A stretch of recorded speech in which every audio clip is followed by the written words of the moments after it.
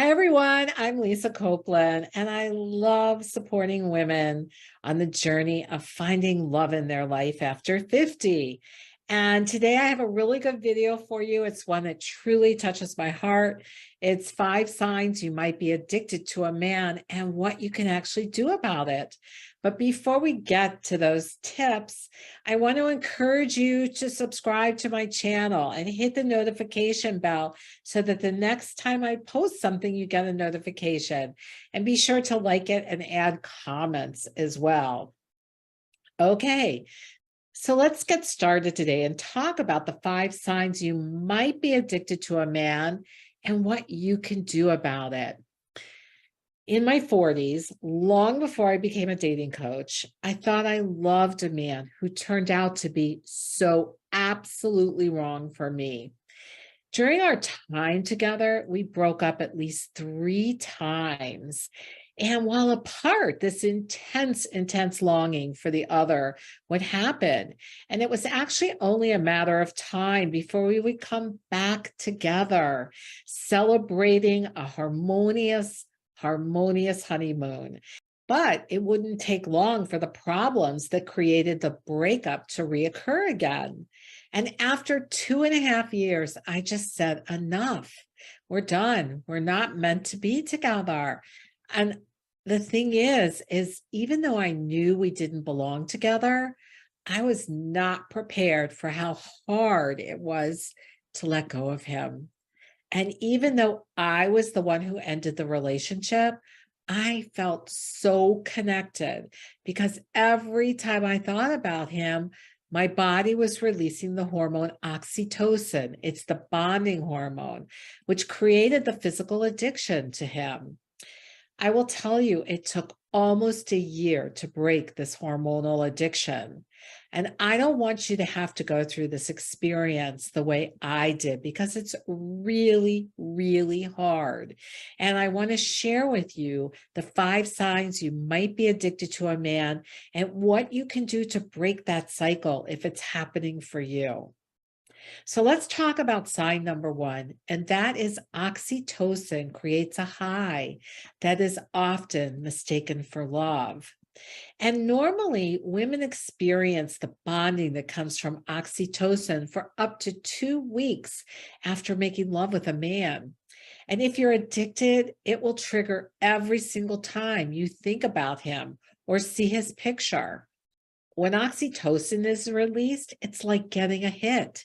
It stops the longing. It makes you feel connected all over again, which feels good when you're in a relationship, but really plays games with your head once you've broken up and you want to disconnect.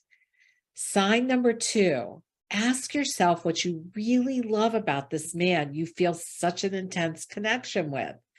I loved this man. I absolutely adored him. But we were so different that my friends would even say, "Why are you together?" And I kept coming back to the relationship because it felt so good when I was around him. That's those hormones that are getting released. The thing is, to be with the right man, you want to share similar values and you want to feel emotionally safe, which is pretty hard to feel when you're breaking up every 10 seconds. Now, sign number 3 is ask yourself what you don't love about him. We kept breaking up for a reason. That's because we had very little in common. And there was a great deal I did not like about him, including deal breakers I was tolerating. And I will tell you that if you do not honor your deal breakers, you are settling in a relationship. Sign number 4, ask yourself if what he brings to the table is enough for the type of relationship you want to create with him. Other than the oxytocin high, almost everything else in this type of relationship feels annoying and irritating and just unsolvable. That's because the relationship doesn't have enough to sustain it beyond the hormones that are keeping you together. Sign number 5, what you can do to overcome this addiction. the longing will come back, but with it, you'll also feel a sense of freedom from being out from under a relationship that just doesn't work. The thing is, an oxytocin addiction can stay for years, and to break it, you want to start by acknowledging that this addiction has happened. Stop all contact by email, by phone, by texting, by looking at social media, or in person. Otherwise, every time you see his face, the addiction starts all over again with the release of oxytocin. You can do it. It does take time, but you can do this. Be kind to yourself while this is going on, especially when you're feeling frustrated because you can't seem to stop thinking about him. Start to plan activities that feel good to you and get some friends together to be your support group. You're going to feel kind of weird at times, almost like a freak that this is happening, but no, you are not alone. So many of my clients have experienced this as well. And this happens to normal people. There's nothing wrong with you.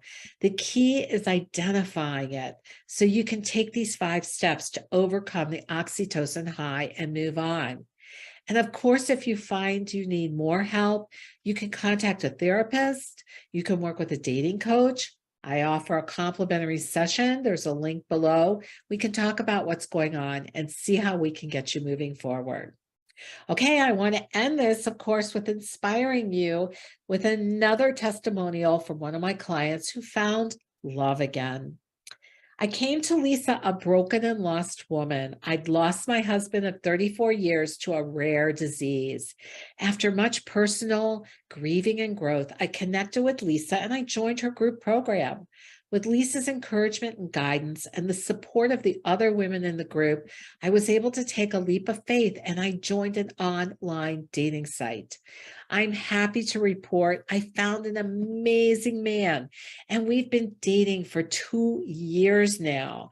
I am so grateful I had a structured plan that helped me make this happen.